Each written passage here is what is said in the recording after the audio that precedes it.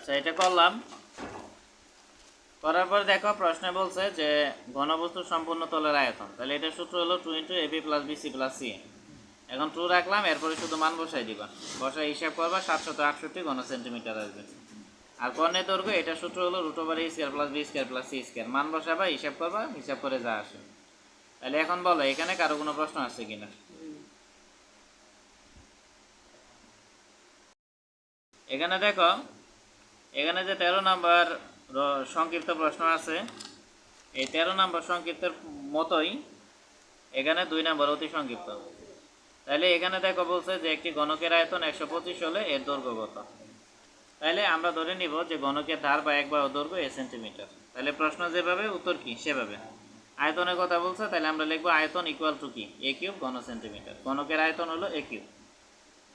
আর যদি আমরা আয়তাকার ঘনবস্তুর ক্ষেত্রে আসি তাহলে হবে abc। তাহলে শর্ত মতে আমরা আয়তন পাইছি a³ আর তারা বলছে 125। তাহলে এর মান যদি বের করি, 3টার এদিক পাস করে দিলে কি হাত রুট হয়ে যাবে। তাহলে এটা ক্যালকুলেটর হিসাব করলে 5 সেন্টিমিটার আসবে।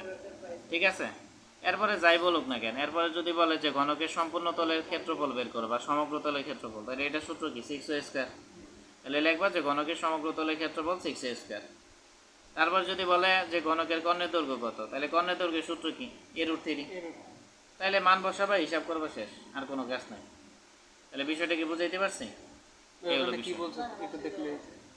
এখানে দেখতেছি সংক্ষিপ্ত প্রশ্ন। এখানে দেখো বলছে যে আয়তন এবং সম্পূর্ণ তলের ক্ষেত্রফল বের করো। 13 নাম্বার। হ্যাঁ, তাহলে এখানে ঘনকের ধারের দৈর্ঘ্য, কর্ণ এবং সমগ্র তলের ক্ষেত্রফল বের করো। তাহলে ধারের দৈর্ঘ্য আমরা কত পাইছি 5 সেন্টিমিটার, আর সমগ্র তলের ক্ষেত্রফল কি 6a², আর কর্ণের দৈর্ঘ্য হলো a√3। তাহলে মান বসাবা, বসাই কি হিসাব করে ফেলবা। তাহলে আশা করি বুঝাইতে পারছি। এরপরে আমরা সব থেকে একটা ইম্পর্টেন্ট অঙ্ক দেখি। এই ইম্পর্টেন্ট অঙ্কটা পরীক্ষা আসার সম্ভাবনা প্রায় 99%।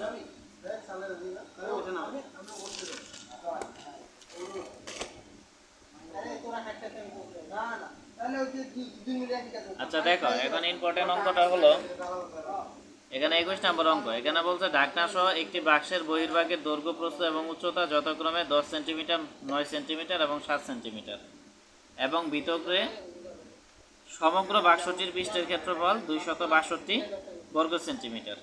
বাক্সটির কাচের পুরুত্ব কত? আচ্ছা, এটা বোঝার জন্য আগে আমরা একটা বেসিক দেখি। বেসিকটা হলো যে আমরা ধরলাম যে এটা একটা কাঠের বাক্স, ঠিক আছে, যেটার এই অংশ কি কাঠ দিয়ে মোড়ানো আর ভেতরেটা কি ফাঁপা। এখন এখানে প্রশ্নে দেওয়া আছে বাইরের দৈর্ঘ্য 10 সেন্টিমিটার, বাইরের প্রস্থ কত 9 সেন্টিমিটার। বাইরের প্রস্থ বলতে কি বোঝায়, এখান থেকে এই পর্যন্ত, আর দৈর্ঘ্য বলতে কি এখান থেকে এই পর্যন্ত বোঝায়। এখন তাহলে আমাদের দেওয়া আছে ভিতরের ক্ষেত্রফল বা ভিতরের সমগ্র তলের ক্ষেত্রফল। যেহেতু ভিতরের সমগ্র তলের ক্ষেত্রফল আছে, আমি বলছি কি প্রশ্ন যেভাবে উত্তর সেভাবে। তাহলে ভিতরের সমগ্র তলের ক্ষেত্রফল বের করার জন্য আমাদের ভিতরের দৈর্ঘ্য, ভিতরের প্রস্থ এবং ভিতরের উচ্চতা বের করতে হবে। এখন বাক্সের পুরুত্ব বলতে কি বোঝায়? পুরুত্ব বলতে বোঝায় এখানে কতটুকু থিকনেস আছে বা কতটুকু মেটালস আছে, এটা বোঝায়। তাহলে আমরা ধরে নিলাম যে এখান থেকে এই পর্যন্ত হলো পুরুত্ব। তাহলে এখান থেকে এই পর্যন্ত কি পুরুত্ব, এখান থেকে এই পর্যন্ত কি পুরুত্ব, এখান থেকে এই পর্যন্ত পুরুত্ব। এক কথায় ভিতরে যতটুকু মোটা বা কতটুকু চিকন, এটাই হলো পুরুত্ব। ঠিক আছে, তাহলে এখন দেখো বাইরের দৈর্ঘ্য হলো 10। আমরা যদি ভিতরের দৈর্ঘ্য মানে এখান থেকে এই পর্যন্ত বের করতে চাই, তাহলে এই ক্ষেত্রে এখানের পুরুত্ব এবং এখানের পুরুত্ব দুইটা কি করতে হবে, বিয়োগ করতে হবে। তাহলে এখানে পুরুত্ব কত x, এখানেও পুরুত্ব x। তাহলে আমরা 10 মানে পুরাটা থেকে যদি এখানের x এবং এখানের x বাদ দিই, তাহলে কি পাবো, ভিতরে দৈর্ঘ্য পাবো, তার মানে 10 - 2x। একইভাবে প্রস্থের জন্য একইভাবে, বাইরের প্রস্থ কত 9, তাহলে ভিতরের প্রস্থ কি 9 - 2x হবে। আর উচ্চতা তো এখানে দেখানো যাবে না, এটা 2 ডাইমেনশন, বা এখানে আমি একটা 2D চিত্র দিচ্ছি। উচ্চতার ক্ষেত্রে একই হবে।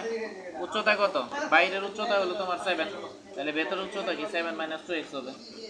তাহলে এখন অনলাইনে যারা আছো বলো, এই যে বেসিক বিষয়টা এটা বুঝাইতে পারছি কিনা।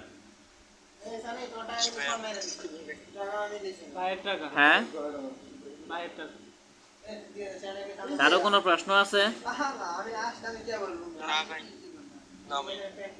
এখন আমরা ধরে নিলাম যে বাক্সটির কাঠের পুরুত্ব 1 সেন্টিমিটার, তাইলে বাক্সটির ভেতরে দৈর্ঘ্য প্রস্থ ও উচ্চতা যথাক্রমে দৈর্ঘ্যকে এ দ্বারা প্রকাশ করা হয়, এটা হবে 10 - 2x, প্রস্থ b = 9 - 2x, আর উচ্চতা c = কি 7 - 2x। এখন বাক্সটির সমগ্র তলের বা ভেতরের ক্ষেত্রফল, তাহলে সূত্রটা কি আমরা জানি যে এখানে প্রত্যেকটা মানে কি আলাদা আলাদা, দৈর্ঘ্য আলাদা, প্রস্থ আলাদা, উচ্চতা আলাদা, তার মানে এটা আয়তাকার ঘনবস্তু। তাহলে আয়তাকার ঘনবস্তুর সমগ্র তলের ক্ষেত্রফল কি 2 × ab + bc + ca। এখন দেখো তাহলে শর্ত মতে আমরা ক্ষেত্রফল পাইছি এটা, আর তারা ক্ষেত্রফল কত বলছে 262, তার মানে আমাদেরটা আর তাদেরটা কি সমান। এখন এখানে a এর মান কত 10 - 2x, b এর মান হলো 9 - 2x, প্লাস প্লাস নিলাম, b এর মান হলো 9 - 2x, c এর মান হলো 7 - 2x। তারপরে দেখো এখানে প্লাস প্লাস দিলাম, c এর মান 7 - 2x, আর a এর মান কত 10 - 2x, আর 262 রাখলাম। এটা আছে গুণ অবস্থায় বা উপরে আছে, এটার এদিক পাস করলে কি ভাগ হয়ে যাবে বা নিচে চলে আসবে। এখন দেখো এখন গুণ করব, তাহলে গুণ করার নিয়ম কি প্রথমে 10 এর সাথে এই দুইটা গুণ করব, তাহলে 10 এর সাথে 9 গুণ করলে কি 90, মাইনাস নিলাম, তারপরে 2x এখানে 10 এর সাথে 2x গুণ করব, ঠিক আছে।